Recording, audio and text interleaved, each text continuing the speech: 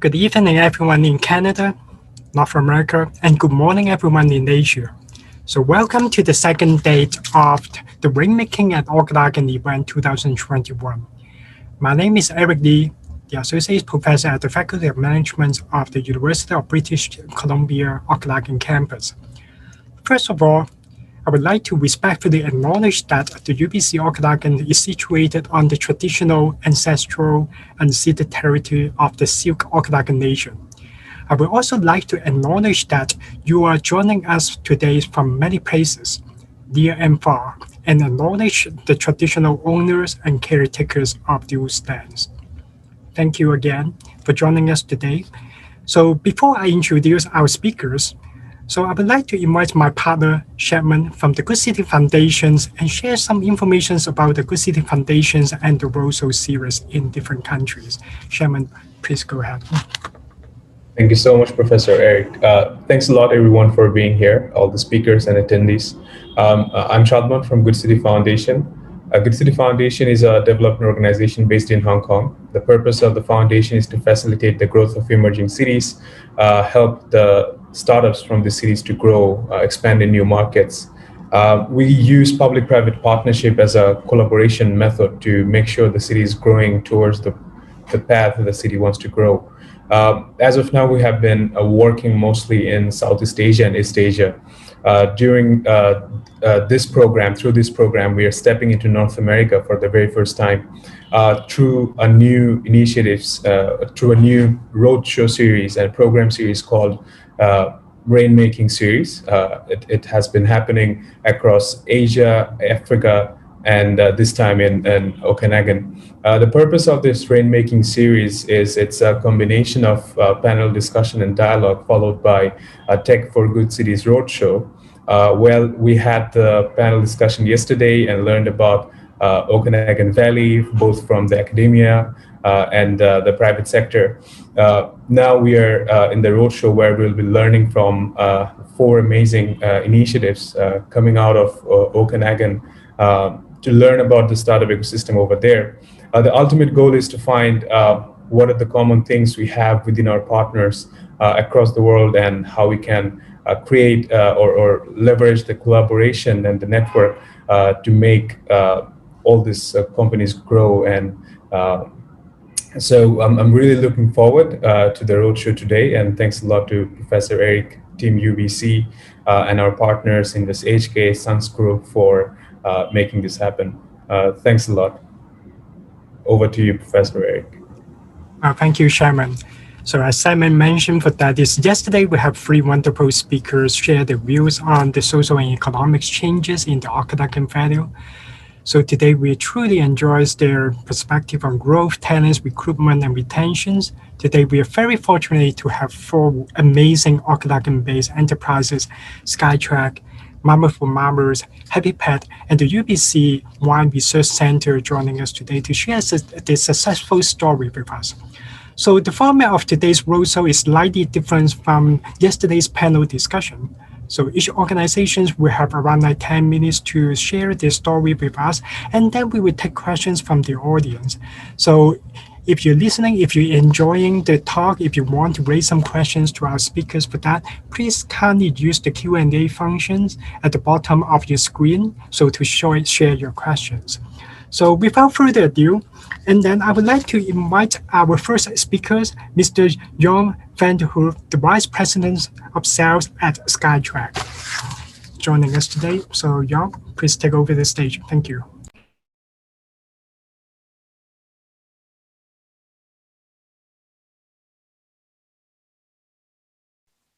Thank you, Eric, and thank you, everybody, for joining us. Good morning, everybody in Asia.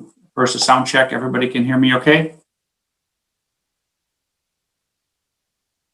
Yes. Excellent. Okay, and everybody can see my screen? Yep. Great. So my name is Jan van der Heul. I'm the Vice President of Sales with Skytrac, and I'm based here in Kelowna in the beautiful Okanagan. Happy to join you here to provide a brief overview of Skytrac and what we do and how the company has grown in this region over the last 35 years.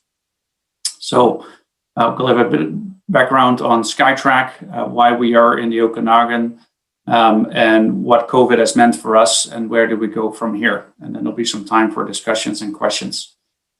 So Skytrac was founded originally in Penticton, which is a city south of Kelowna in British Columbia, in 1986. We have grown over the last 35 years across the globe. You can see here our footprint. Pretty much anywhere in the world is where our customers are based, including Asia, of course. We have around 7,500 global users, representing about 5,000 aircraft that have our equipment on board and that use our services. We have OEM relationships, aircraft manufacturers, some of which you can see here with Airbus, Leonardo, Gulfstream, Viking, also from British Columbia. And we are a Transport Canada certified DO AMO organization, which means we can design aerospace technology for onboard aircraft. We provide intelligent connectivity for our aviation customers. And so what that means is we connect people and equipment on board aircraft with the ground and vice versa. So it could be a person using this in the cabin, or it could be a pilot using this, or it could be the tracking of an aircraft. We are part of a portfolio of aerospace companies, which you can see here, part of the ACR group and ultimately held by the Jordan Company, which is a private equity firm from New York. We are also an AS9100 certified aerospace company. You can see that little logo on the right bottom.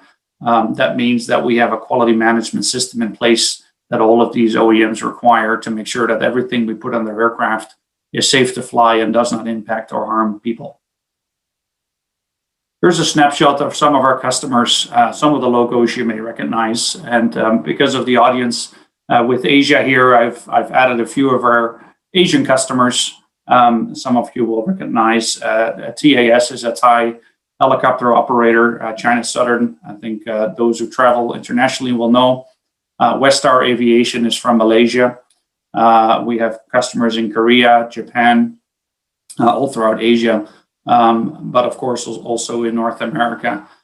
We serve a variety of aviation industries, from passenger airlines, regional airlines, to emergency medical service providers, law enforcement agencies, firefighting agencies, oil and gas operators, VIP, business aviation, pretty much all across the various aviation sectors.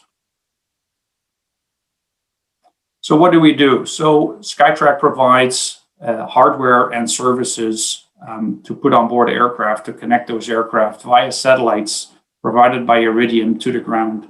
And what this does is it essentially connects the aircraft wherever it flies in the world. So we have customers flying in the Antarctica, supporting scientific missions, and the headquarters wants to know where the aircraft is. They want to be able to communicate with the pilots while they are in flight. And sometimes they want to know how the aircraft is performing, so we can send engine data or aircraft performance, health users monitoring data from the aircraft to the ground. Most recently, we've invested in a technology called Certus, which is providing broadband connectivity to the aircraft in the air, which is a innovative technology that is providing a lot of growth to Skytrac. We are working with regional partners in some elements to deploy this technology to our customers, which I'll expand on in a little bit. Also, what this technology will provide us is the downlinking of video data. So you can imagine a helicopter flying offshore on a search and rescue operation, such as this aircraft here, wanting to monitor and look for elements in the water, and then having to downlink that to the operational control center so that there's a complete overview of what is happening. We're also able to connect onboard tablets. So nowadays, a lot of pilots are using electronic flight bags, which is essentially an iPad in the cockpit for a lot of their manuals, a lot of their paperwork that they previously had to complete, which we now automate. So we do this for both helicopters and fixed-wing aircraft. About 2/3 of our business is in the helicopter and about 1/3 in the fixed-wing world. So this is a business jet where we will provide connectivity for passengers in the back so that they can be connected to the internet while they fly across the Atlantic or across the Pacific, and also for the pilots so that they can connect with their operational control center.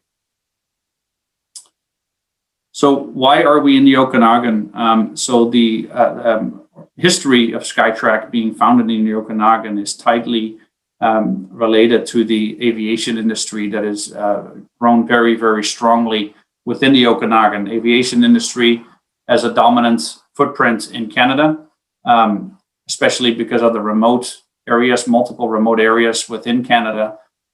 Aviation has for a very long time been the only way to connect communities and connect people throughout this large country.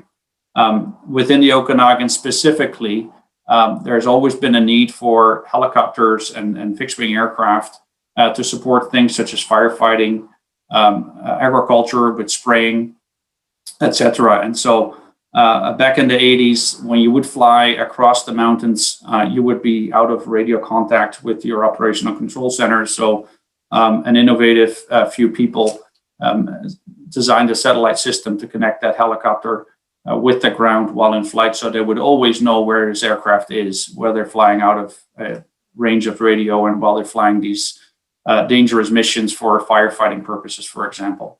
And so the aerospace hub that the Okanagan is has really been a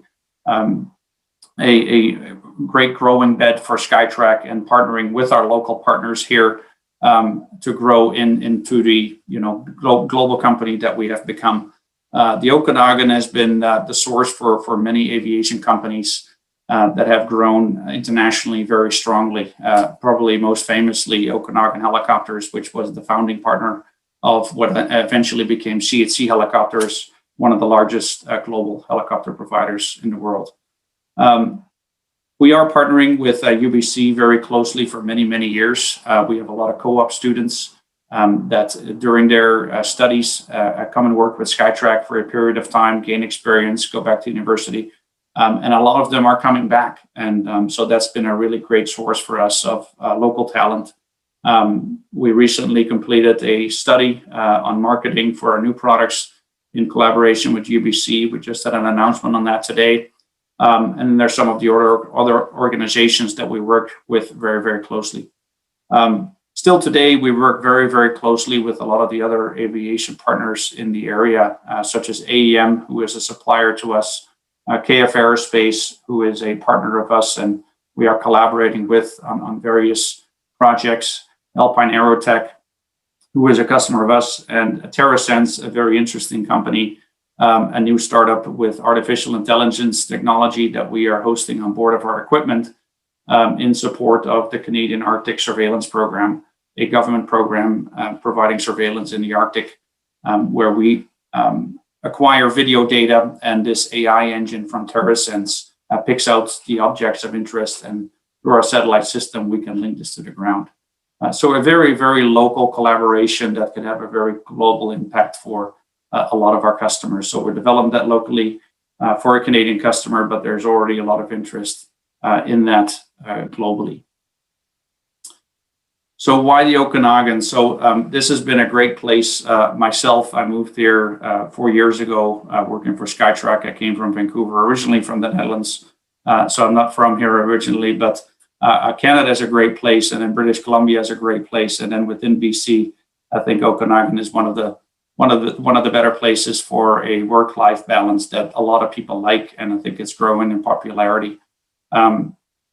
And so 18% of the BC aerospace companies are based here. Like I said, it's a small hub of aerospace companies. And when you look around, and you'll find, a lot of operators, a lot of original equipment manufacturers, and a lot of software companies supporting the aerospace industry. And about 2.4 billion is spent in aerospace based in BC by global companies. So it's a significant portion of the economy here. The airport is growing as well. It's got international connections into the US and other countries, and it continues to grow, even though COVID has had an impact negatively, obviously, for like anywhere in the world. It's great to see that grow, because connecting on flights is very important when we work with our customers globally. And then there's a lot, 693 technology companies in the Okanagan. So when we look for talent and technology talent, and we can find that in the region. So this is a good place for us. We have expanded within Canada. We have expanded into Ottawa with an office and in Victoria through acquisition. But this remains our headquarters, and it's a great place to be. So where do we go from here? So we are rapidly growing. We are accelerating our growth. Talent is very, very important part of our growth.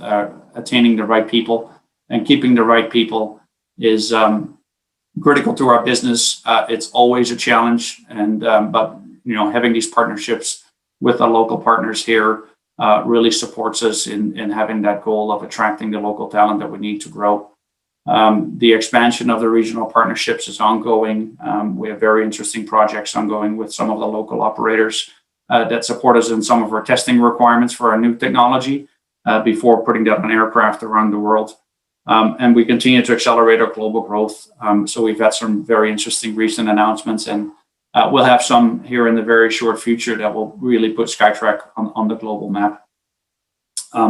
And then the past success of the company of investing in technology, investing in people, constantly running fast has been a very, very good success factor.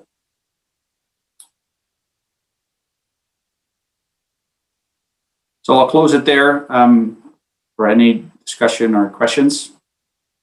Over to you, Eric. Well, thank you, Jan. Thank you so much for that. Again, audience, for that, feel free to kind of like put your questions using the Q&A feature in the bottom of the screen. So again, this is Jan. Congratulations to you and the Skytrac team for that. A lot of like great things is happening. So again, maybe I just like give you one question, and then so as a very research intensive and also development intensive type of organizations for that, so you talk about how you work with like different local partners to attract and also retain the talents.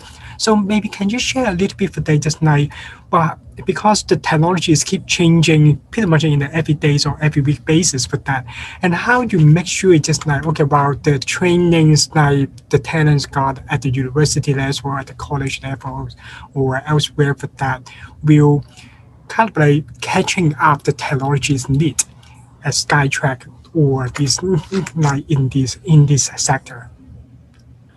Yeah, great question. So it's very important when we attract talent that they are being challenged. And so we constantly move people, provide people the opportunity to move into more and more responsible positions because those need to be filled as well. And so when people join, they often get thrown into the deep end and solve real life problems, right? So when we get students into our office, they work on real customer projects. They don't just work on research projects and work that we need to get done, but nobody wants to do. They work on real stuff, and so that's interesting. I think for people joining, and it's what makes us see people come back after they graduate. And so continuing to challenge the people and providing opportunity to grow is key to maintaining the talent within the company. Thank you, Jan, for that. So, well, we do have one question from our audience for that. So I just speak that up for that. And then, so what is one thing that is currently missing or lacking in quantity or quality in the Okanagan that we should invest to support future growth? Sufficient talent to support what we need from an engineering perspective. And so one of the reasons we opened up an Ottawa office was to acquire additional talent with the experience required for the developments that we are pursuing. And so there in Ottawa, there's a significant amount of aerospace businesses and companies involved in satellite technology. And so fishing from a pool of where you find people with 20 years of experience for those positions where we needed it, was one of the reasons we expanded into Ottawa, and we could not find that long-term experience for those roles that we were trying to fill. So while it is great to have young talent coming from the university, and we'll pick that many times over seasoned professionals because the energy that comes with it you can't beat. But there are still those opportunities where we need to find experienced people with the right backgrounds, which is why we are. And it's even though this is a great region, it's not always easy for people to relocate because of family situations, etc. So, despite the beautiful area. Thank you, Jan. Thank you so much for that. So we do have our second question. Is from Shivan for that. So Shivan says, very cool presentations. Thank you so much, Jan. And then so really interested in knowing more about your partnership and collaborations with UBC and UBCO in particular. So what is in the works with the university currently? Maybe you can share a little bit more. Yeah, so we have, well, we recently completed a project in collaboration with our marketing and the UBC researching digital media campaigns, etc., and then the most effective ways to go about that. And on an ongoing basis, we have a co-op program, so a internship program with UBC for students to come and work with us for a period of time, for 3 to 6 months, depending. Before they return to university and then they come back. So we have a constant cycle of students coming through, gaining real life experience.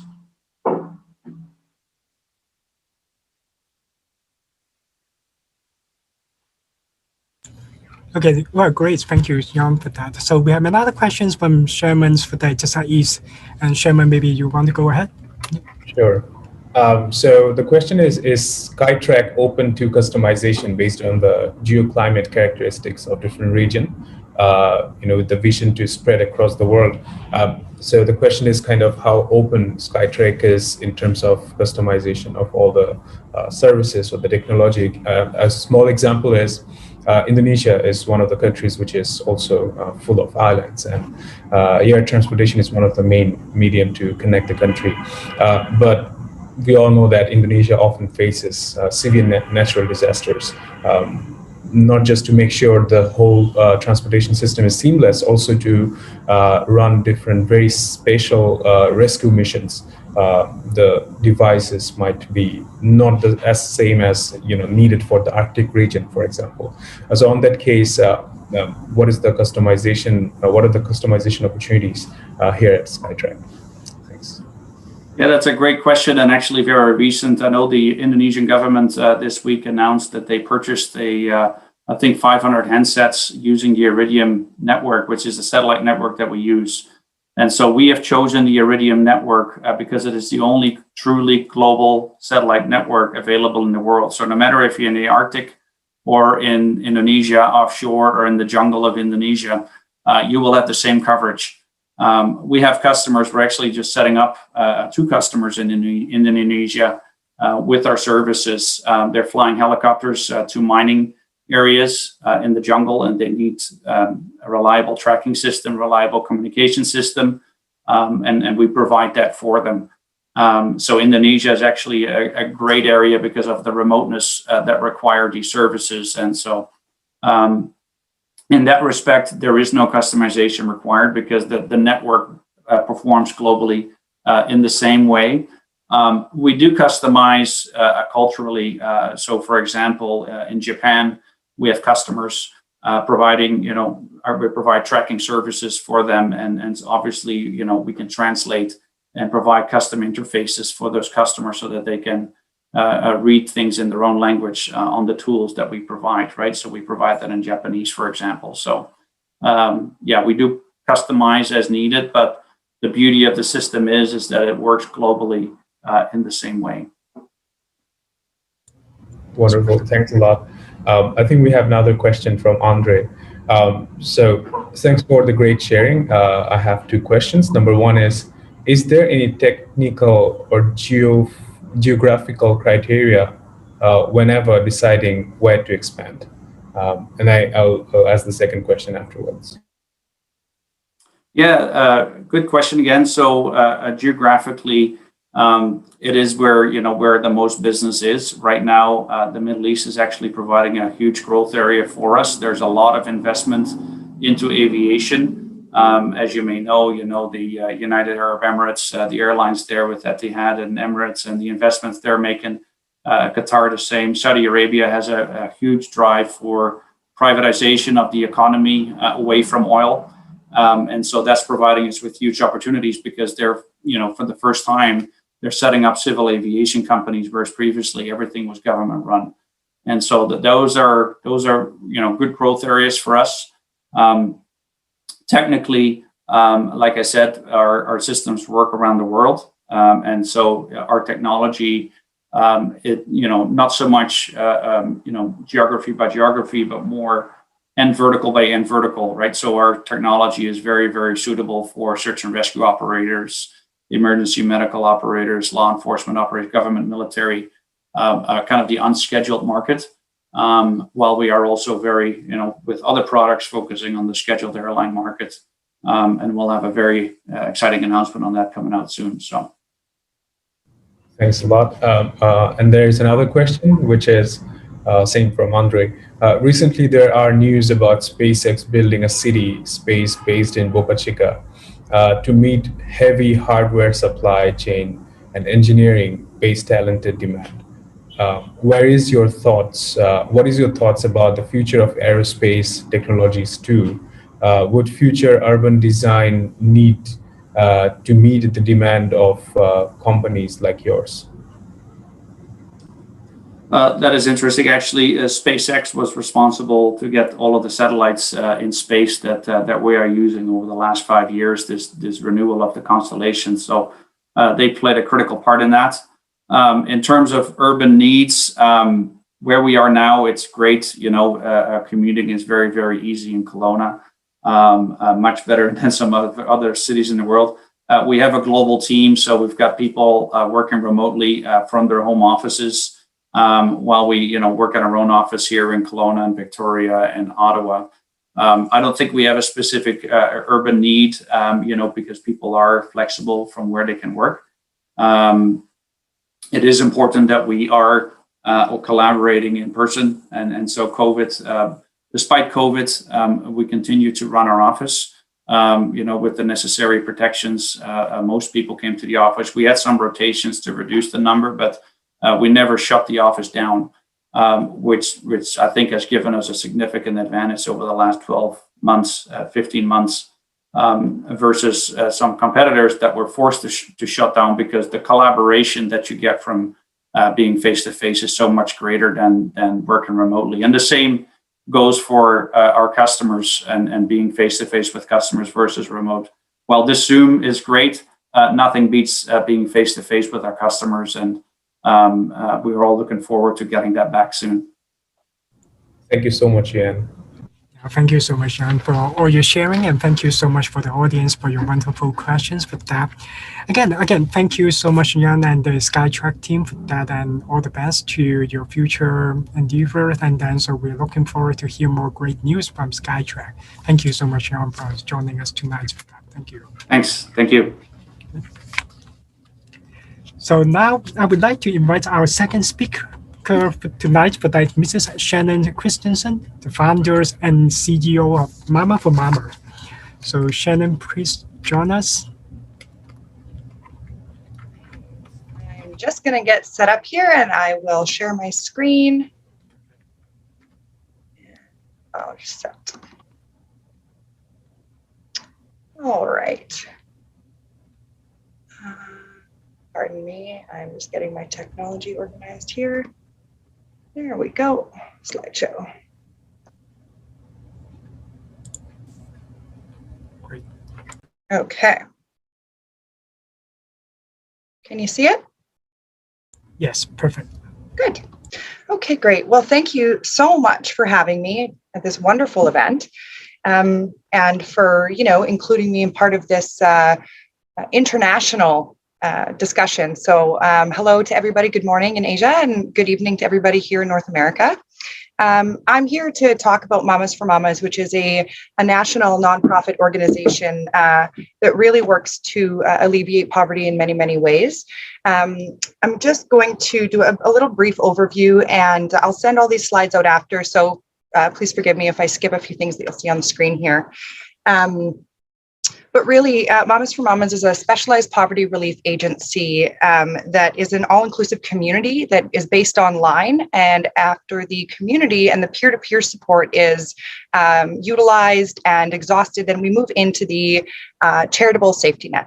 And so as the first nonprofit that was born on social media here in Kelowna to then expand nationally, it's been a really, really interesting dynamic, and partnerships and collaboration have been just a massive part of all of the levels of success that we've experienced. So what I wanted to talk about here is just a little bit of our history. We were a grassroots organization that started in my garage. I was finishing my master's degree in forensic psychology and working with quite a few disenfranchised mothers because I was treating their children for violent offender treatment and things like that. And there was just this pattern. There was something that we were always seeing, and it was a lack of community support, a lack of ongoing gap filling and resource navigation that was needed. And we just couldn't find it anywhere. It was blowing my mind that in a community as connected and as wealthy as Kelowna, that we wouldn't have this kind of navigation piece. So what we do is we bring families in who are struggling with various levels of poverty, and we do the Maslow's hierarchy. You know, we really just identify what their most pressing needs are, and we work with them with a hand up, not a handout model, to meet their needs. One way that we do that is incredibly helpful for our bottom line and for the revenue streams are getting a lot of in-kind product donated to Mamas for Mamas so that all of our funds that we raise can go directly back into paying highly qualified people to actually treat our mamas. So it provides an increase in services and material goods, but it also reduces our administrative overhead. So we've got about 20,000 moms and papas and caregivers here in the Okanagan, and they are engaging in the peer-to-peer platform every day through the online platforms across Canada. We have about just under 1 million donations and trades going on every 60 days or so. What we're doing here is we are reducing waste. We're making sure that things that are still usable aren't going into the landfill. While also making sure that families who need items and need services aren't going into poverty in order to get them. So, our mission is to change the landscape of poverty through community building, collaborating, filling the gaps in available poverty relief services, and going above and beyond to do comprehensive care plans with more than just one nonprofit. So if you have a $10,000 case that needs to be dealt with, it's not one nonprofit organization that's coming in to cover the entire cost. We'll work with up to 10 different nonprofit agencies if it means being able to say yes to a client who has encountered barriers upon barriers. So we're often the last place people will come because they may not know about us yet, or they're still learning about what they're eligible for. Many people think that Mamas for Mamas is only for people who are under the poverty line, but we are actually here for all families who are struggling with poverty. And there's a huge gap between what the government determines as poverty. In some places, it's $23,500. In other places, it's up to $43,000. And it does depend on your size of family. But in every single geographical location where poverty lines are implemented, there are people, about 50% of the people who should be getting the support are falling in between that. They can't quite make enough to cover their expenses, but they don't qualify for any of the government subsidies. So it really is a terrible system in some ways, where families have to end up so destitute and completely without anything before any help is offered. They have to lose their homes, they have to lose their cars, they have to lose their job. Many government agencies will encourage, if not insist, that people sell their vehicles or other items of value before they'll receive any support, which then hinders their ability to get to and from work, to get their kids to and from school. So we really work on this holistic, systemic approach to poverty relief. And of course, as you all can very well understand, it's not just a one-sided approach. It can't just be done through nonprofit. We can't work with just for-profit and make this happen. We have to work with every other nonprofit in the community that will work with us, which is all of them, because they understand the value. We work with the government, local government, the provincial government, the federal government. We work with all stakeholders, including the university and the local school district, because at the end of the day, there are people in each and every demographic struggling with one level of poverty, whether it's emotional poverty or financial. We'll be here to make sure that you have access to what you need. So we're able to do a lot over a great geographical region. All over Canada, we provide support, and we do that all through head office. So we've got a head office staff. We have 23 staff between Kelowna and Vancouver, and we run 62 branches throughout Canada, and we have volunteer coordinators in each of the areas where there isn't a physical location. And all of the mamas and papas from their area that need poverty relief support go through them. They reach out to head office, and we provide direct financial support. As areas grow and continue to find needs, we will continue to fundraise in those areas so that we can hire staff. But we generally don't hire staff for about 1 year to 2 years after a branch is built, because the grassroots model is such that as we engage in the community and as people are coming to us for additional supports, we are essentially engaging in an experiential needs assessment all day, every day, with families coming to us, and we're identifying what's available in their community. And just as importantly, we're identifying what's not available in their community so we can find a way to make that happen. I won't go into all the details of the statistics here, but basically 23 staff members, about 186 volunteers, give or take, it goes up to 200 sometimes. And that's how we do things with a 23% administrative overhead with a budget of $1.6 million. We don't spend as much on staff as many people would expect us to, because we find ways to bring in community partners to do that work with us. So there's a lot of information here. This is not necessarily going to be discussed at length on each one of these programs, but the Mamas for Mamas at-risk comprehensive program provides the mama or papa or caregiver with a social worker who does a comprehensive resource navigation plan. If they're looking for housing, we find if they're eligible for low-income housing. If so, we get them on the list. It's about a 2-year wait. If they're eligible for Indigenous housing, we do a separate application for that. There are, many different scattered housing sites that we work with Canadian Mental Health Association, and now Canada, the Care Society, the Women's Shelter, Socio-Economic Women in Need Society, any agency that is providing housing for disenfranchised families, we work with directly. And we find a way to get that individual housed, in a way that is safe for their children as well. There are rules and regulations around, boys and girls of certain ages needing to be in separate bedrooms. And with a 0.6% vacancy rate here in the Okanagan, it is very, very difficult to find housing, let alone affordable housing. So we do a great deal of collaborative support processes, working with private companies that do property management. And they will generously reach out to us and let us know about places that are available before they're posted, because we can vouch for certain families who really do need the housing and otherwise would simply be completely priced out of the market. Now, many people will ask, well, why do these families continue living in the Okanagan when it's one of the most expensive places to live in Canada? Well, it wasn't always the most expensive place or one of the most expensive places to live in Canada.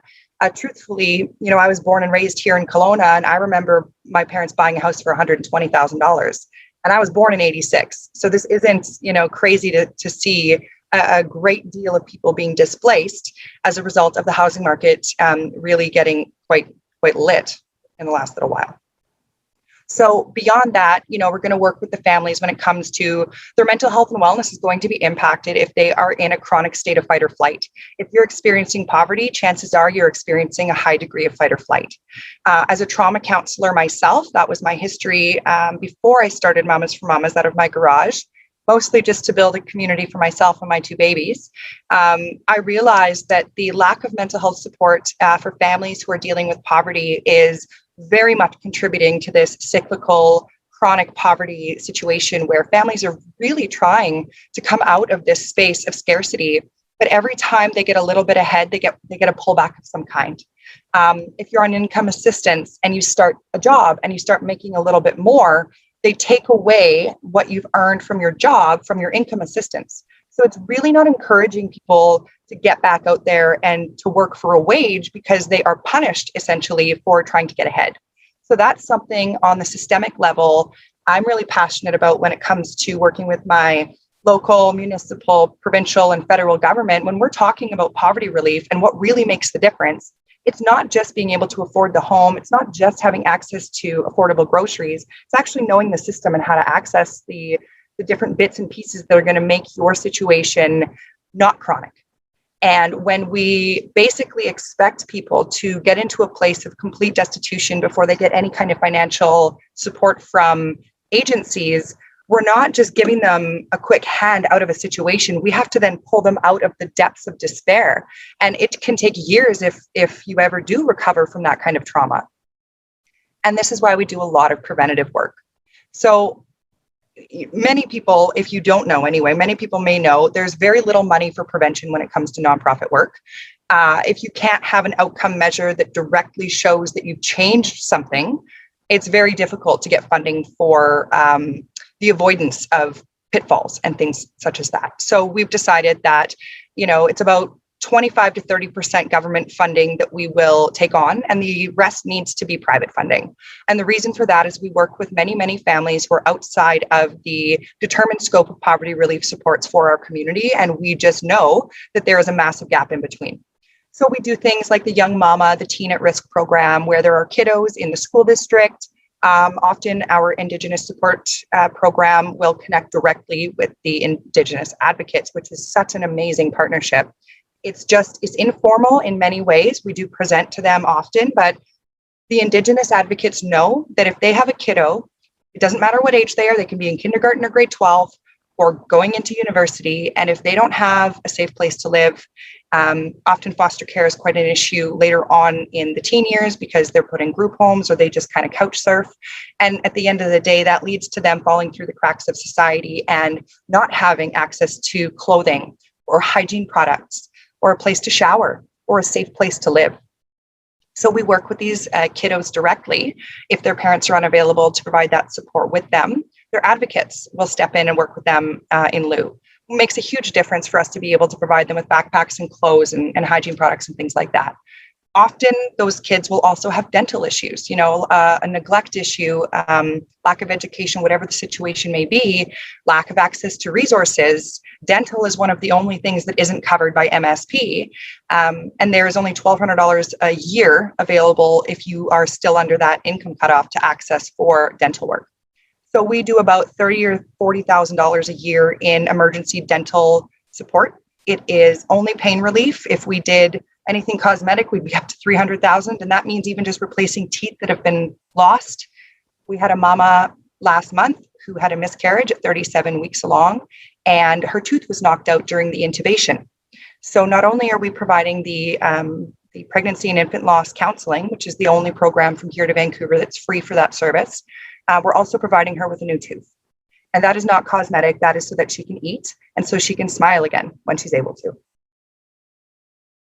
The Sustainable Nourishment Program, this was created as a result of our realizing that there just simply was not enough fresh food to provide for our families. Now, it makes no sense to us to go and spend hours and hours on end to write a grant that will maybe come back with $10,000 or $15,000 that we can then go to the grocery store and purchase food at retail. That is not the grassroots model, and it has never been the way we do. So we worked with a local church who had 30 acres available.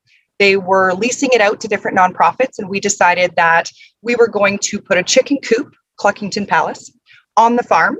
And we were going to give the landowner, the church, half of the eggs that our chickens produced in exchange for utilizing an acre of the land at no charge. So this reduces our overhead in terms of, not having to pay for any sort of land lease. We get all of the irrigation donated. We get all of the seeds donated from West Coast Seeds, which we then put into seedlings. And we do things very much through volunteer mama power. And then this way, we're not constantly trying to chase the dime. We're not constantly trying to raise money for programs that could very well be developed and implemented and distributed at very, very little, pennies on the dollar to actually going and purchasing these items. Now, it's a lot more work, absolutely. But as we all know, if there's anything a mama can do well, it's stretching the dollar and making sure that those kiddos get everything they need. So I'll have a few more stats on the farm in a moment, but I'm just going to move on to the Karma Market.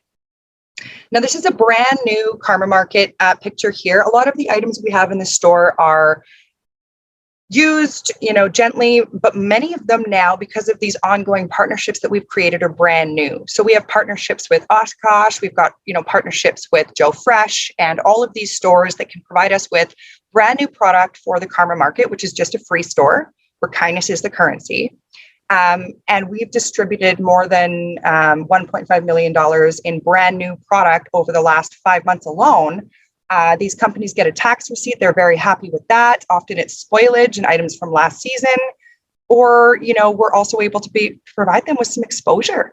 We've got just under 25,000 people watching us on Instagram, and we get to tell the world how amazing these companies are for helping us fill our Karma Market. And we're then not spending the time and money on finding these items or finding the money to buy these items. We're redistributing wealth.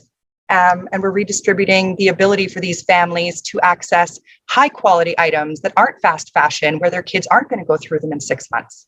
So this is a long-term hand up, not a handout model that we have at Mamas for Mamas, where everything from newborn to if you're looking after your grandparent as that sandwich generation and you need Depends for one of your, for somebody that you're looking after, there's just almost no limit to the kind of requests we get at Mamas. And as a result, there's really no limit to what we provide. Now, the at-risk comprehensive program is the umbrella. So everything that we do at Mamas for Mamas is generally part of the at-risk comprehensive, which is our social workers. It also includes our victim service workers, who are court support and family MCFD workers. At the end of the day, the Karma Market is kind of the material section, of the at-risk program, where you can come in and get all the hygiene products you need. You can get food. You can get blankets and, all the dishware you might need, like everything you need to run your family at no charge. And then you can come in and see the social worker, and she will do an actual plan with you to make sure that you're accessing the rental subsidies that you're eligible for. Or if you're not eligible for those, then maybe you're eligible for a utility subsidy. There are a variety of different things that are available to these families, and they just don't know about them. So one of the bigger partnerships that we have is working directly with the Ministry of Poverty Reduction and Social Development from the federal level to make sure that her clients that are looking for ongoing poverty relief support understand that they can come to us and we'll help them access all of the eligibility requirements for them, the government programs, the nonprofit programs, and really just plugging in the various levels of support that they're looking for so that they can get that hand up out of their situation and then reach back and help the next mama out as well. So it's a real circular economy kind of a thing where when you're helping mamas build longer tables instead of higher fences, everybody benefits and everybody has what they need. So the Young Mama program is just like what it sounds like. This is for mamas who are teenagers and or under the age of 24 years old, particularly susceptible to poverty. We have so many mamas who are aging out of the foster care system who are coming to us, without really any of the parenting or life skills that they were hoping to have when they had a baby. Often they were raised in foster care, they lack attachment. So as a result, we provide them with Circle of Security courses. We provide them with all the baby equipment they need, but beyond that, we'll help them with a mentor who's been there and done that to walk through this journey with this young mama so she doesn't feel like she's alone. Because the sense of belonging really is the strongest predictor of mental health. And if we can help these mamas avoid that downfall into postpartum depression or even just the experience of emotional poverty in and of itself, we're giving her and her baby a much better experience in those first few days and weeks. The mental health and wellness program, trauma-informed care is just so incredibly important. I don't think I could make that a big enough point. But we are, 9 to 12 month wait lists here in the Okanagan for very intense issues. When I was doing sexual assault trauma counseling full time, I would have a 9-month wait list unless you could pay $100 a session. I mean, it was just a fee for service, completely backwards approach to making sure that people were being looked after. But unfortunately, that was the only way that agency could run because they didn't have preventative funding. So we do pregnancy and infant loss support. Children's Hospital and the Women's Hospital in Vancouver do that as well. But from here to Vancouver, which is about a 4.5-hour drive, there's nothing for pregnancy and infant loss support for free. So we do that. We provide emergency and comprehensive supports for clinical counseling to mamas and also papas and their kiddos. We do dirt therapy programs on the farm. We utilize our existing programs to provide different ways of showing kiddos how to ground down and how to resource themselves. And there's never ever a fee associated with this program. So if the client is able to pay, we refer them to someone in the community that is doing fee for service, because we just really, really strongly believe that there should be absolutely no barrier to utilizing the Mamas for Mamas mental health and wellness program. One of the ways that we fund that program to be able to provide these preventative services and things outside of the scope of generally funded programs are partnerships like Kelowna Toyota. They give us $10,000 a year, and that goes directly to the mental health program. And we, give them exposure every month, and we talk about them. They get a receipt, and everybody benefits from this in a way where it simply couldn't be accomplished without a partnership and without that collaborative support. This is just the victim, we call it victim service program, but I'm really shifting that title because it's more like survivors. This is supporting families who are going through court for whatever reason. Many of them are trying to get a separation. Many of them are trying to leave an abusive situation. And many are dealing with the Ministry of Child and Family Development. Their child might be apprehended, and they may be looking to get their children back in their care. And there are so many steps involved with that. And when you've lost your child from your care, your anxiety levels and your stress levels are so high, it's just hard to make a plan. So we make that plan with you. This year, I'm really proud to say that we actually got funding from the government for this program. Through the civil forfeiture funding, we were able to take the proceeds of crime to give back to the victims of crime, which is beautiful. So this is one of the things also, this is my office baby. He's not my baby, he's my office baby, and he is always just making our days the best. This is one of the things that we do at Mamas for Mamas. If you have children, outside of COVID, of course, you can bring them to work. For the most part, we don't want it to be a barrier for you to be able to get back into the workforce because you have a child. During COVID, we did allow babies to still come in if they were nursing. And so this little guy was with me for all of COVID. So when we ensure that kids from low-income families have access to the social determinants of health, like food and clothing, literacy, just the ability to engage in their lives in the way that their peers can, a healthier family system and community is the result. The kind of approach that we engage in is very much a hand up, as I've said before, not a handout. So it's not a Band-Aid. We might put a Band-Aid on the situation temporarily, but we're going to rip it off and do some surgery to make sure that you're not coming back for another Band-Aid need. And it's okay if you do need to come back a few times for that Band-Aid, but we're going to find a way for that wound to heal so that you don't need to anymore. And I'm sorry for intervening, but I just say if you can finish your presentations maybe in 30 seconds and leave a little bit time for Q&A, so maybe we can pick up one. Of course, Dr. Lee, I could go on forever. Thank you. What I'll do is just leave this here. It's just a story of a family and the way we were able to help. These are just some of our statistics, and we'll send this out to you guys so you have the information. But as you can see here, we went from a $50,000 budget in 2017 to a $1.6 million budget this year. And that's mostly been through partnerships and collaborative communications and collaborative partnerships locally and across Canada. Just a few examples of our partnerships here. And of course, how they operate is just they donate in different ways. It could be in kind, it might be financial, and however it is, we find a way to make that work. So here are some impact pieces around how we do local, regional, provincial, and national partnerships and how they provide us with support. We are just able to provide a very high quality of care for mamas at a very low cost as a result of these partnerships. Again, here, just the ability to continue to get socially conscious companies involved in what we're doing to reduce our overhead and increase the output. And here's just some details. We ended up getting so wonderfully successful with this model of redistributing items that companies, needed to either offload or wanted to donate. We now have a national distribution warehouse, as we have far too many items to keep in the office here, and we got that warehouse donated, again, with a tax receipt and exposure and a variety of other partnership pieces. So now we can distribute across Canada for about 5 cents on the dollar. And that's that. Well, thank you so much, Shannon, for that. So maybe just go directly to the Q&A sessions, but we do have Bob have one question. So what's your top need right now? Maybe you can briefly answer that. Yes. Oh, absolutely. Well, our top need right now is, with COVID having made such a massive impact on the middle class, we've got so many more families who are coming to us for needs that we've never seen before. We're looking to really continue to do the preventative work, and that can be really, really difficult to, receive those funds. So it's always a matter of appropriate fundraising, and in-kind product. When we have the in-kind product to put in the store and we can distribute to these families in need, we just made a car seat with Graco. So now we never need to worry about how we're going to get car seats again.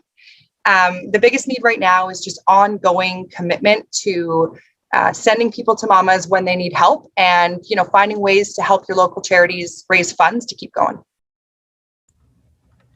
Thank you so much, Shannon, for your sharing for that. And again, HSI is really proud to have Mama for Mamas in the Okanagan-based charity organizations, and you're doing a lot of wonderful work for helping the moms and also their family. Thank you so much for sharing, Shannon. It's really great to have you. Well, thank you everyone for that, and thank you for the questions. So now I would like to invite our third speaker, Kaylin Nivet, which is the founder and also the CEO of Happipad. Kaylin, please join us.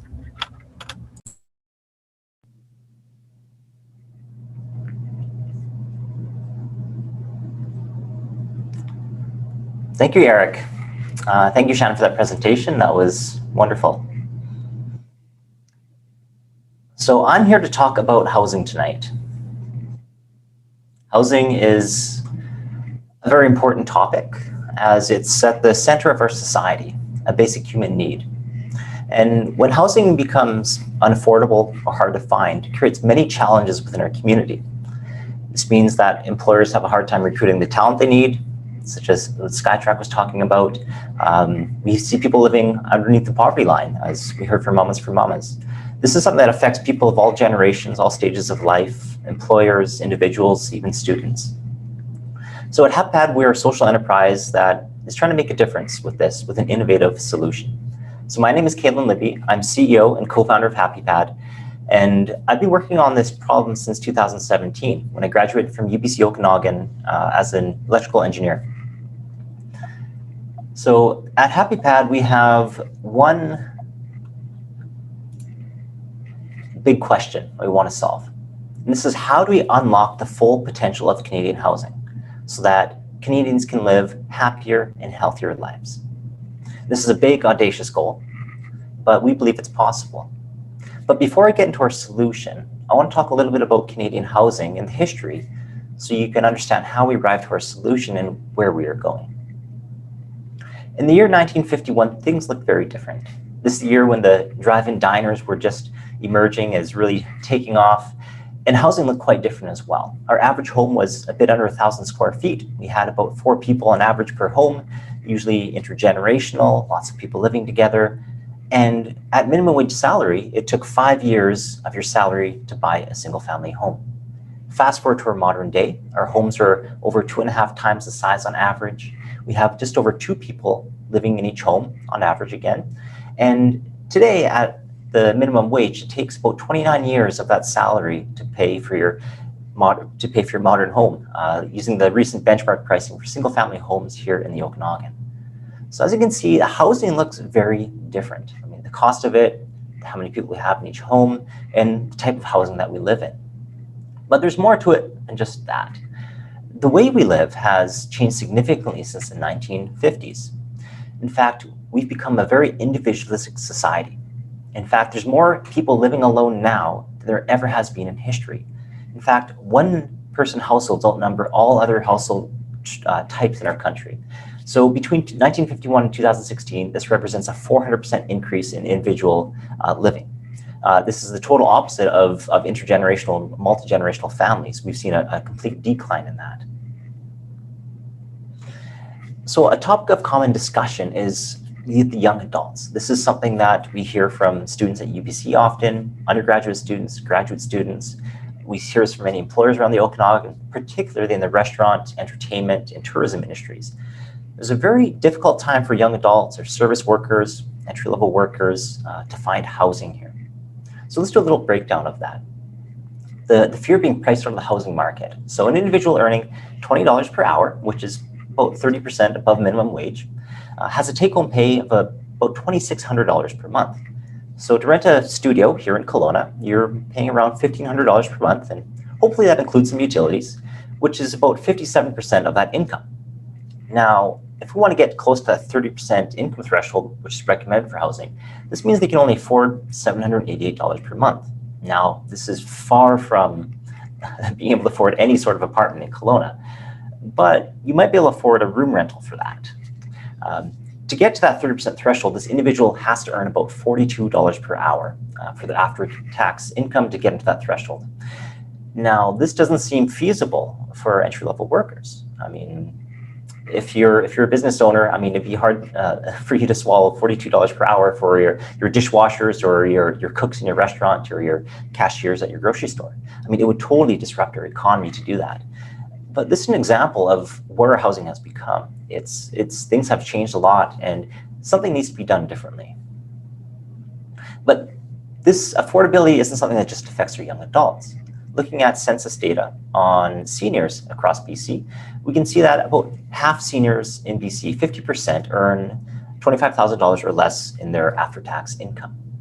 In fact, only 5.8% of seniors have an after-tax income of $70,000 per year or more. So this concept we have that seniors are wealthy and well-off is far from the truth. We see people of all generations struggling with housing affordability. So this is a little depressing. So what are we going to do about this, right? The big question. Building new construction is definitely part of the solution. It's something we need. But new construction is very expensive. I mean, who's looked at lumber prices recently? I mean, a 2x4 has gone up about 400% in the past year. And it takes time. It takes a huge environmental impact. We need land for it. So there's got to be other solutions as well besides just doing what we've been doing forever. Because, isn't that called insanity, doing the same thing over and over again and expecting a different result? So ultimately, something needs to change. Because if we keep going this way, things are going to break. And at Happipad, we have a hypothesis that there's a solution here that already exists, but we're not really tapping into it yet. And this is unused inventory. So statistically, 1 in 3 bedrooms across Canada sit empty. This is spare rooms. If you have a single family home and you have a spare room in the basement, you're adding to the statistic. So right here in Kelowna, we have about a 60% bedroom occupancy rate. This means 40% of all bedrooms across Kelowna are sitting empty at any given time. This number depends on region. So in Vancouver, for example, we have about an 80% bedroom occupancy rate. So, about 20% of all bedrooms, even in Vancouver, one of the most difficult housing markets in the world, still has a lot of extra space. So this equates, we have millions of spare bedrooms across our country. Now, this sounds wonderful. Okay, we have all this space, but why aren't we using it now? There must be a barrier in the way. And this is why we created Happipad, to unlock this inventory, to create a solution that allows us to change the status quo. So this opportunity, to tap into this opportunity, we need to do a couple things. Firstly, we need to change the perceptions of affordable housing. Now, as a society, we often think affordable housing is something that if you're in poverty, you need subsidized housing. But in our modern day, looking at these statistics, we need to do something a little bit different. We need to accept affordability of living as something for everyone, people of all generations. Even if you're professionally employed, affordability of housing is still very important. And for this to happen, we believe that inspiring people to live together is the solution. We have a lot of extra space. And if we can use the space more efficiently, then we can address this problem. Shared housing is the most affordable housing solution there is, simply put. You can build as many micro apartments as you want, and it won't solve the solution completely, because even that takes us out of the affordability range with our salaries. So let me give you an example of what this could actually look like. So the first example, we can have 3 people sharing a nice home. You have 4 bedrooms, 3 bathrooms, a large kitchen, garage, lots of space, beautiful home. Maybe this is one of the nice areas of Kelowna. Well, for the same price, you could rent a micro apartment. You have about 320 square feet to yourself, not really much for storage, not really much for outside green space, no garage, but you're living alone. You have your own private, exclusive little space. So in the first example, you're paying about $1.44 per square foot of the space that you have. In the second option, you're paying $3.75 per square foot. So looking at the economics, you're paying the same total price as a renter, but you're getting a lot more value if you're able to share space. So from an economics perspective, it makes sense. But a lot of this is in our minds. How do I allow myself to live with others? And this is really why Happipad exists.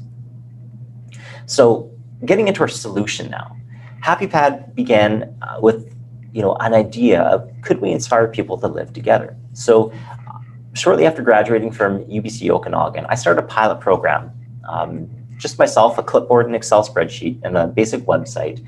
And I put some advertisements out looking for older homeowners that wanted to share space in their homes. So if you had a spare room, I wanted to match you with one of our fabulous students from university. And this pilot program was wildly successful. We ended up getting 10 older homeowners in Kelowna, scattered around the city, and we had over 200 students from UBCO apply to these rooms. Now, this is beyond what I expected from our student population. In fact, it was overwhelming to try to filter, do all the interviews and screening and matching for this process. But this validated that maybe there's a way we can unlock these extra bedrooms, and allowing students to live there. Now, virtually every one of these homeowners that participated had this extra space, but they never rented it out before. They were concerned about getting someone that shares the same values, same interests, and someone who they could really connect with in their home.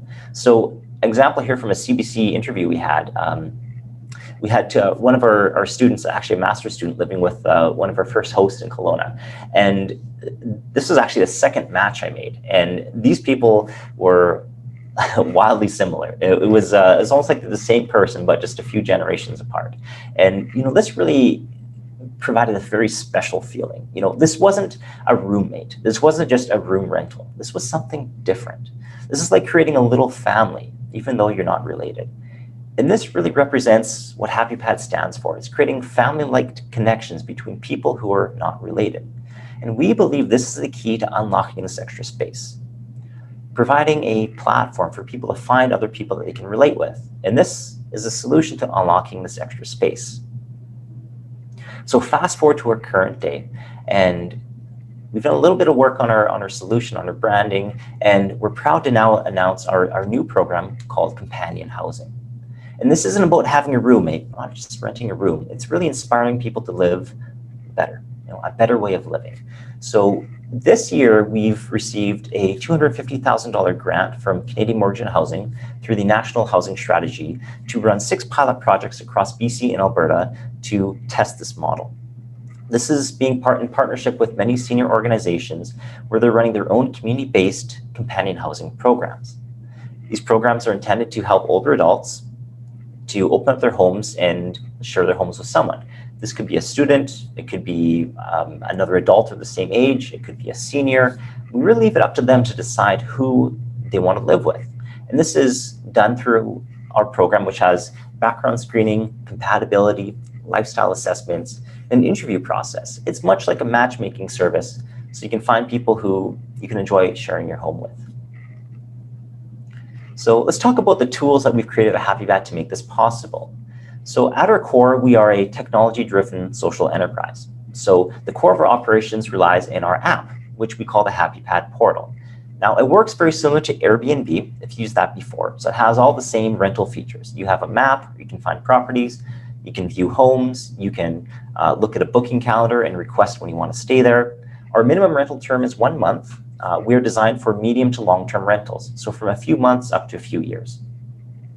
And in addition to that, what makes us unique from most rental services is that we have a matchmaking component. This allows you to look at individuals' profiles. You can look at their sleeping schedules, their cleanliness, how quiet or noisy they are, and their personality traits. Are they an extrovert or an introvert? Do they like lots of alone time, or do they like to socialize lots? All these factors are included in the Happipad portal, which allows people to make educated decisions on who they want to live with. Our companion housing program, again, this is something new launching this summer. Right here in Kelowna, we've partnered with Seniors Outreach and Resource Center, who will be running the Kelowna Companion Housing Program. Here's a list of some of our other partners, and we have many more partners that are joining every week. This past couple of weeks, we've had some discussions in Nova Scotia. Nova Scotia Community College is interested in signing up with their 17 campuses across that province to join our programs. So we're really overwhelmed to see all the support coming from across the country as they realize that sharing homes is a great solution, not just for affordability of housing, but also for the social connections that we're able to create. And ultimately, housing is something that affects everyone. And Happipad is here to help connect our generations and connect people regardless of what stage of life they're in. Historically, we've served a lot of students, particularly international students and newcomers, providing them a means to connect with families and individuals to connect to our communities. Families. Most of our users have been single parents, single mothers, single fathers, that they struggle with housing affordability, so sometimes they bring someone in, someone they can trust, someone like-minded that they can share their homes with. A great example of this, one of our first hosts, Paulette, with the guests that she had, she found that they actually became a role model for her preteen son. And this is very heartwarming because it's really amazing to see that this vision that we have of connecting these people to create these family type relationships actually coming to life, and seeing these people connect as a family units. It's not a roommate arrangement. It's really something much more. And when people first hear about our solution, they think, oh, it's just a roommate solution. It's really much more than that. Again, mature adults, we see a lot of this in seniors. We've had many matches between younger seniors and older seniors, 60-year-olds living with 90-year-olds, for example. Sometimes the younger senior gets free food or inexpensive accommodation in exchange for providing driving or other chores around the house. So at the end of the day, Happipad exists as a unbiased platform for anyone to find someone that they can trust and they can connect with to share housing. And we believe that providing people this opportunity is the secret to unlocking this extra real estate that we have. And this may be an important piece of our solution moving forward to address the housing affordability challenges that everyone struggles with. So that concludes the end of my presentation. I'm happy to open up the floor now for question and answer. Thank you so much, Cadence, for sharing. But it's wonderful to see, and congratulations to Happipad for all the achievement in the past years for that. So now I would like to open the floor to the audience for that. If you have any questions for Cadence, and then please use the Q&A feature. So we do have one question in our chat box from Shannon for that. And how can we as a nonprofit focus in part on housing, working with Happipad to keep filling these gaps in housing need? So, as a nonprofit, how can they work with Happipad? Yeah. Good question. So Happipad offers two partnership levels for not-for-profit organizations. One is an education partner, where we provide you with a free toolkit of information resources and access to our online education course, where you can disseminate this throughout your community to educate people about sharing homes with others. We spent about 6 months over this winter developing a very thorough online course that people can take. And we're about to launch a new workshop series as well, which will be hosted online. Again, these are all free sessions that people can attend. So if you sign up your organization as an education partner, we provide you with this full toolkit. We really want to encourage people to live together, and we have a full free toolkit we can provide for that. If your organization is a bit more sophisticated, we have something called a program partnership. Now, in this scenario, we provide you with a complete turnkey companion housing program. So we provide you with marketing materials, education materials, and access to your own online database where you can manage your own housing program. Right now, we have eight partners across BC and Alberta who are signed on as these program partners. So this will allow you to directly help people in your community, and this is designed to be a self-sustaining program. So there are some service fees in the program that the users will pay, and this goes back to your organization to help cover your staffing costs to keep these programs self-sustaining. Thank you, Cadence. We do have a couple of questions from our Q&A sessions. The first one is from Cherise. So very cool use of technologies to allow people to filter and select a good match. So do those with housing set their own price, or do you impose a fee structure? We allow individuals to set their own pricing. We do provide some guidelines on pricing, on the high side and low side. We do a manual review of every single property and every single account that's created. Part of our onboarding process is to help our hosts through that process. We find that some hosts, they like to set below market pricing. For example, we have some hosts in Vancouver that charge $400 per month for rent, inclusive of furnishings and utilities, which is far below market rents. But in exchange for this, they just like having a good person around, the companionship. They usually ask them to collect some mail or maybe do some grocery shopping for them. But this is usually a good exchange for the good deal that they get. That's great. Thank you, Kaden, for that. So we have another question from Bob. So what are your current challenges to solve? There's many challenges to solve. The biggest challenge we have is the perceptions of society. It's the norm to live alone today, without question. Some people rent rooms today, but usually out of economic needs. So if we can inspire people to accept shared living as a better way of life, that's really the biggest challenge we have. And that's where we're putting a lot of effort this year. Behind the scenes, we're working on a completely new creative campaign. We've been working with a very bright team from Toronto, actually, to roll this out. So in the next couple of months, we're rolling out a whole brand new campaign to really inspire people to live together. And again, we're launching this new education program as well to really spread as a national resource around this. There's many other challenges around it, but biggest challenge is just really just changing the status quo. Thank you, Cadence. But we have a couple more questions, but if we'll see the time for that. And the first one is, are user personalities and behavior self-reported? So do they get verified?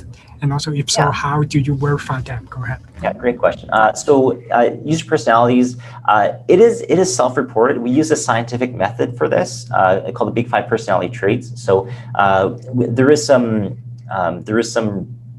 scientific checks done in this. We use standardized methods for these personality assessments, and then we do our own calculations with our own algorithm in the background to represent this. So the users don't simply state, oh, I'm extrovert or introverted. They fill out all these questions that are scientifically proven, and then we distribute that. In addition, we also have a structured interview process. The first step is looking at profiles to figure out if this person might be a good fit, and if they are, you proceed to the next round, which is the interview questions. And this is where you can connect in person or through a video chat to get a feel of the person. And if that's good, then you can proceed to a second interview or decide to move in together. That's great. Thank you so much, Kaden, for that. So it's come to our last questions. Luckily for that, it's just really impressive how far you've brought the platform, Kaden.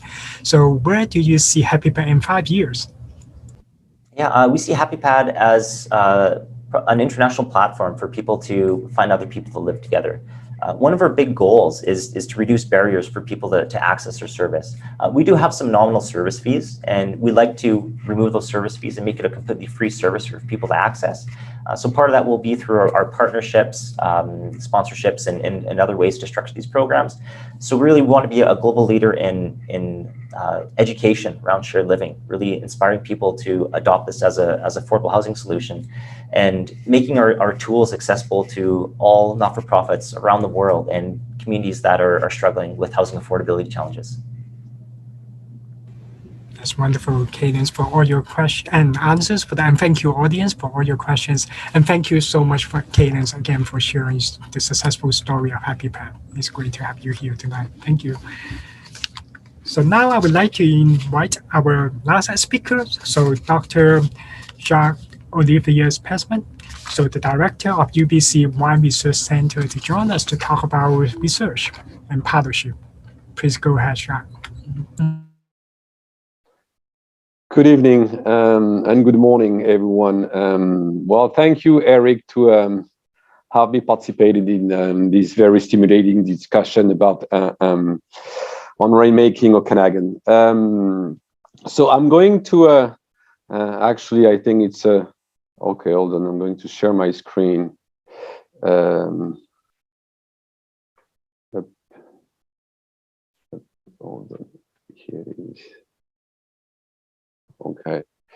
To talk to you about the role and the purposes of the One Research Center at UBC, and more largely, I'm going also to speak about the BC One industry and its evolution.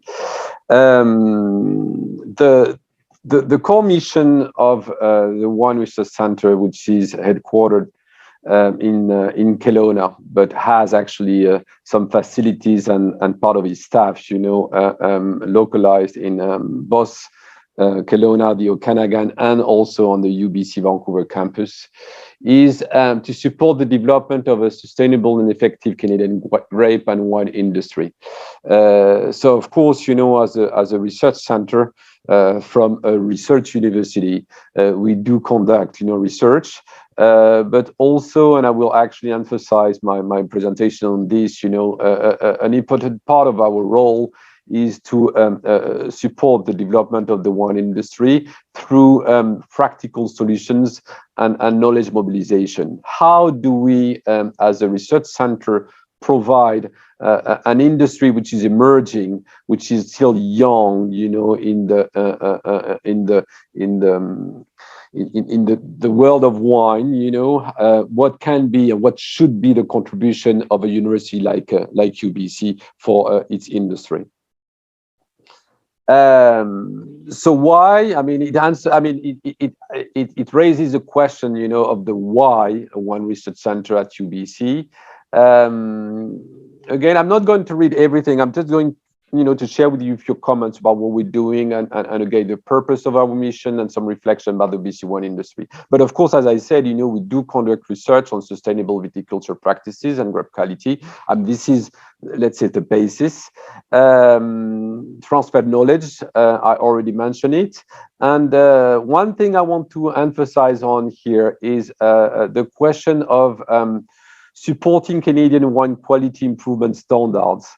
And at the same time, because it is underlined actually, or understated, educate the community about the culture of wine. One of the issues faced by the BC wine industry, as I said, being young, is how can you make sure that actually the community, living or surrounded, let's say, by vineyards, by this very, growing, fascinating industry, can know more about it. It's about, of course, the aptitude, the ability to taste the wine correctly, but it's more than this. A wine is not exactly a commodity product.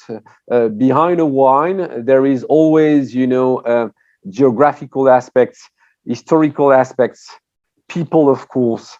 And all that, is expressed within something which is the wine, which is a living product, right? Because wine evolved with years, with age. And all these, in terms of culture, need to be transmitted to population, which is, of course, in permanent liaison with the surrounding wine industry, okay? And last but surely not least, of course, the role of a research center dedicated to wine is to contribute significantly to the reinforcement of the wine industry competitiveness and especially, trying to boost, let's say, its international reputation, because the wine industry is an industry which has become completely global, with many wine regions across the world. As a consequence, we have organized our center, again, which is a dual campus, research center, around 4 pillars in terms of research, and dedication, let's say, to the need of the wine industry that you can see here, from great vineyards and soils, with faculty members developing, and conducting research on this aspect, but all, all the way through, let's say, consideration about market challenges, because again, of course, the wine industry belongs to the agriculture world.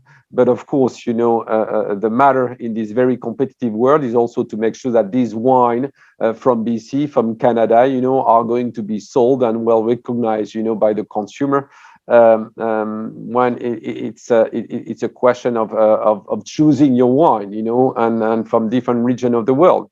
So our contribution, of course, does not limit ourselves, in all what is related to viticulture practices and winemaking process, wine fermentation, how to make wine, but also, of course, how, as I was saying before, you reinforce the competitiveness, let's say, in this case of the BC wine territory. The BC wine industry is quite interesting. I mean, of course, very interesting, but this is a map, of the different what we call geographical indications of one region in British Columbia. There are 9. Which are, let's say, officially, identified, and the one which is circled in yellow is the Okanagan Valley, which is by far the most important one, representing more than 80% of the wine produced in British Columbia. You can see here another map of the Okanagan Valley, and actually the reason why it is, the main wine producing region in British Columbia. It's mainly due to the great, contribution of the lake, of the Okanagan Lake, playing a role in what we call a thermal regulation role, and allowing actually the culture of vineyards of grapes, around the lake, limiting the effect of very cold winters, and having, as you all know, a very nice climate during summertime, with, of course, an easy access to water, which is very important when you grow grapes. In terms of figures, what is the British Columbia wine and grape industry? You have here some figures about it.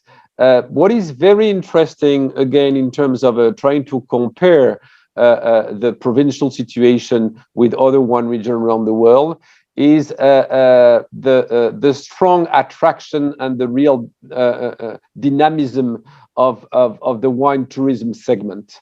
As you can read, approximately 1 million tourists, have visited British Columbia wineries. This is a lot, I can tell you. If you consider again, the recent age of the wine region, I can tell you that many European wine regions, for instance, existing now for centuries, do not have that sort of strong, attraction and vibrant, let's say, community of wine visitors, and I definitely think this is a key element of the development of the wine industry, with, of course, a lot of pros and benefit, but also some aspects that we might pay attention to.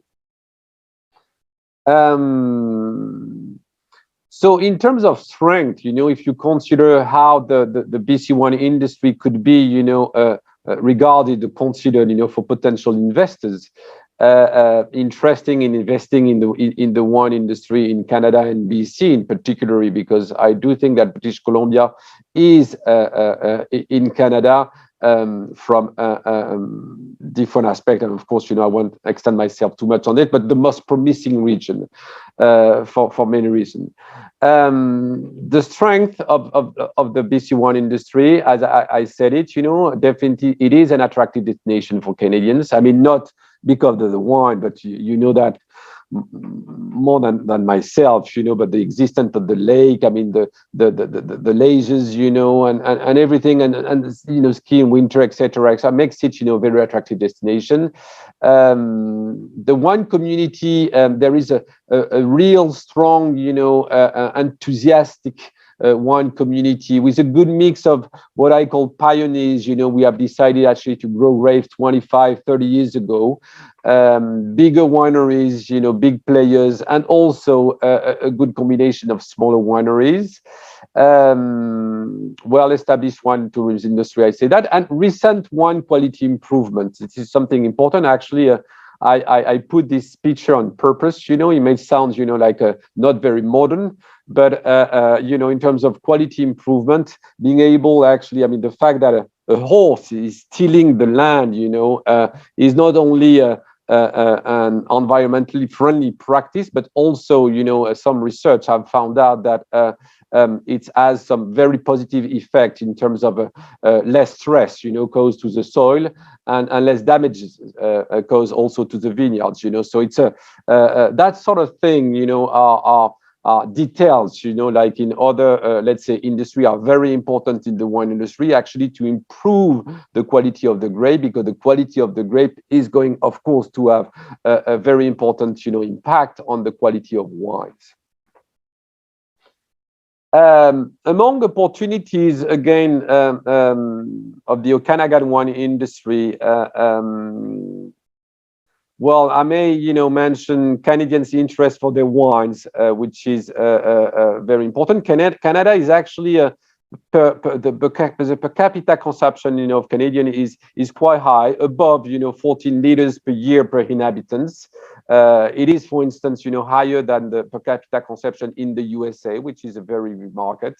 And also another opportunity I wanted to raise here is, of course, climate change, right? And this is why Canada is considered, as a very promising potential, producing wine country, because actually the climate change and its effects, allows actually more and more region to produce wine. This is what we call, cool climate type of wine.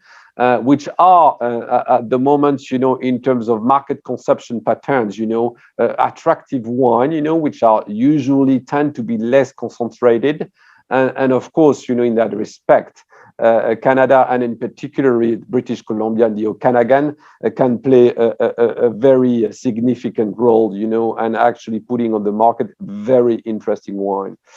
Also, I wanted to underline the last bullet, the connection, of course, and the proximity with two of the biggest wine market in the world, the USA, I mentioned it, and China as well. Taking into account the strong connection, existing, the community of Chinese living in British Columbia, and these, China has become, in the last decade, one of the biggest markets in the world for wine, and Hong Kong, actually, especially. To end my presentation, the BC wine industry and the socio-economic changes of the Okanagan. So to liaise back with what I was saying, as a wine research center, we are developing our portfolio of program, providing educational program for the community in order, as I said, to make sure and to educate the community about wine in general, and again, what I was saying, the culture of wine, what it means. It's not just a question of the ability to taste the wine, but to know and to understand much more. The more you know about wine, the more you understand it, the more you are interested actually to discover, to travel in a sense, to have your senses traveling, and this is why I think it's important. We have, of course, connection and projects with other wine regions of the world. Wine is about networking. The wine community is a global community. I'm working in different wine region of the world, and it's also part of the British Columbia actually to be connected with other wine region. Research partnership with industry stakeholders. Again, as I said, we are committed to support the development of the wine industry. Our objective is actually to have a vibrant, dynamic, performing BC wine industry, and the UBC Wine Research Center, is part of the ecosystem and this performance. And again, as I was saying, the reinforcement of connection within and with the wine industry community, wherever they are, again, professionals, people making wine, but as I said, also, visitors, wine lovers, wine enthusiasts, in order actually to make them understanding more about this interesting world, which is the world of wine. Well, this is what I wanted to say. Again, thank you for all these nice contributions, and I'm good for any questions may you have. Thank you, Dr. Pisman, for that. And we do have one question for that, and thank you so much for your presentations. So the question is from patients. So again, he's talking about the pandemic. So with wine tours become a core segment of the wine market for BC wineries, so how has the industry managed to cope with the impact of the pandemic? So given there are less foreign tourists and even domestically, and there have been some public health restrictions on indoor gatherings and meetings for that. Can you just respond to that and how the industry is coping with this? Well, COVID, not only in BC, but for the wine industry has been, and for other industry, of course, but I'm talking about wine, has caused, a lot of negative impact because, as you said, when we consider wine tourism, people weren't able actually to visit the wineries and so on. And also, because a big part of this segment actually of the market, for the winery are hotels and restaurants. I mean, all the hospitality business, which was also closed, so actually it was very complicated. One of the things that we saw very interestingly in BC as well as, elsewhere, was the strong development of online sales actually, and the capacity of the winery to transform, a part of the business into direct to consumer through online sales as much as they could do it, because of course there are restrictions in the Canadian context. So that was it. And another interesting aspect, for instance, that has been developed, and we've been working, with international partners on this, because of course it raises, some issue and question, is about organizing, for instance, online wine tasting, virtual wine tasting, with always a question, a logistic issue, because you have to make sure that the participants, will receive the wine, prior, of course, to the virtual wine tasting, and then the winemaker, the winery was actually offering a presentation of the wine, through, as we're doing tonight, a Zoom conference, and sharing actually the reaction, the comments, the senses expression, through tasting, which is actually well, it was an interesting evolution, on how to do that, considering the COVID restriction and limits. Well, thank you so much for that. So we do have a couple more questions here for that. So one is from Alicia for that. So what role can government organizations play in enhancing and connecting partners across the region? So can you? So it's what role can government play in enhancing and also connecting different partners across the region? So it's more like the role of governments. Well, I mean, important on different aspects. First of all, this is, as I was saying, an industry that needs, some support. It's an agricultural industry. It is highly, restricted, because we are talking also about an alcoholic beverage. So I think the connection between the industry and the government is very important to make sure that everyone is on the same page, if I may phrase it like that. The interest of the industry, which play a significant role in the provincial economy, as well as being able actually to secure, let's say, the possibility of trading and offering wines, across the province. This is one. Another one which is very important, and we need to work on this. Let me share you a figure. 70% of the wine, sold in Canada are imported wine. 30, which means that 30% of the wine, consumed in Canada are wine from are Canadian wines, okay?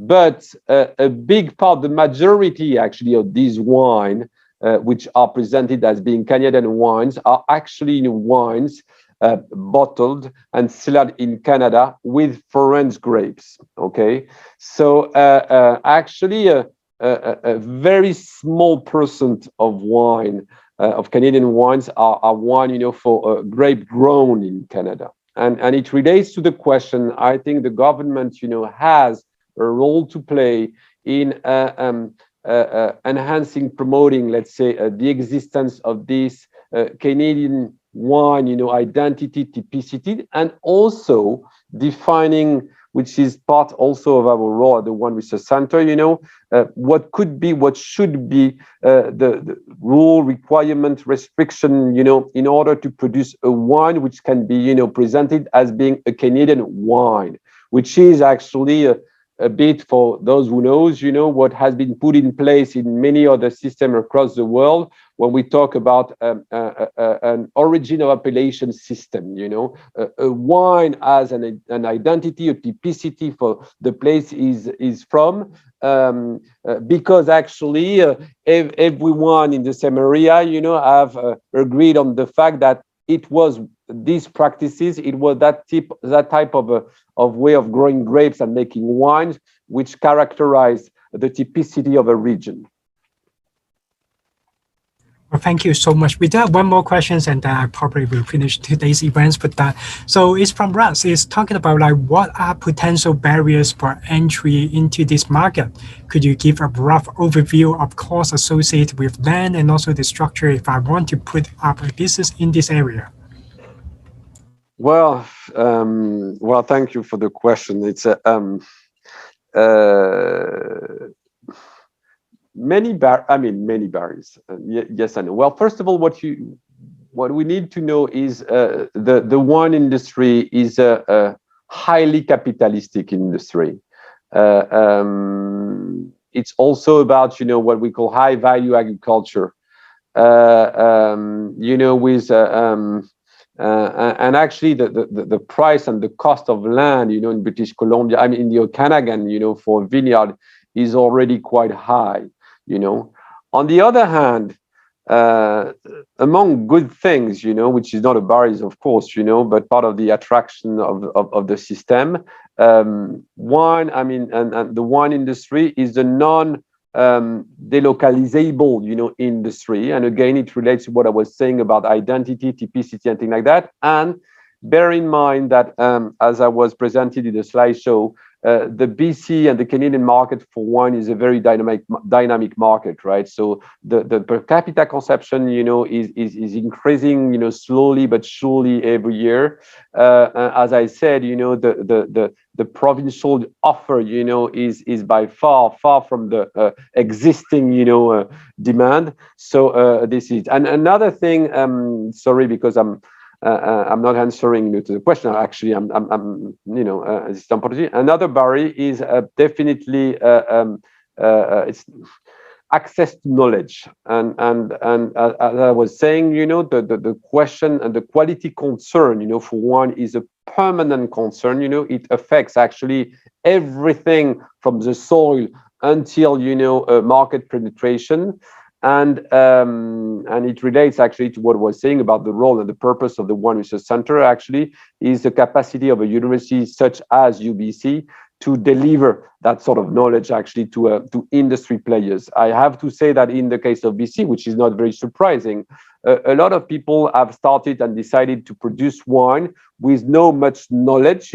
So actually doing their wine based on their feeling, personal judgment, personal enthusiasm sometime, but to where BC Wine wants to stand now, the question of quality and to make sure, to produce quality wine is definitely, a major question. So I would say for someone willing to invest, it's also something to take into account. Well, thank you so much for your answer for that. So again, thank you so much, Dr. Pisman, and for sharing the UBC Wine Research Centers. And I just want to thank you, all the speakers tonight, and as well as all the wonderful audience, and for all your questions. And I hope you all enjoyed the presentations today, as well as the panel discussions yesterday. So I just want to kind of deliver my closing remarks for that. On behalf of the UBC Social and Economic Change Laboratory and also the Good City Foundation, Sharon and I truly, really appreciate all your support. Please do stay in touch with us for that. So we do video record like today's session and also yesterday's sessions. So if you want to reach out to us for that, and then for the recording, and then so please feel free to do that. If you're also interested in one of our speakers or all of our speakers' presentations, would like to learn more about the wine industries or Happypad's doings or the Skytrac, and then the aviation industries as well. So Mama for Mamas, their wonderful things is doing. So please feel free to contact our speakers directly as well for that. So if there's any questions, feel free to come to me. But again, thank you so much for this wonderful evening for that and all the speakers. We learned a lot from your wonderful stories. And again, going back to the social and economic changes for that. So the Okanagan region is no longer just like single industries or relying on one or two primary industry, but we are very diverse. Thank you so much, everyone, for joining us tonight. I wish you enjoy the rest of the evenings or the rest of the day, the nation. Thank you so much. Thank you.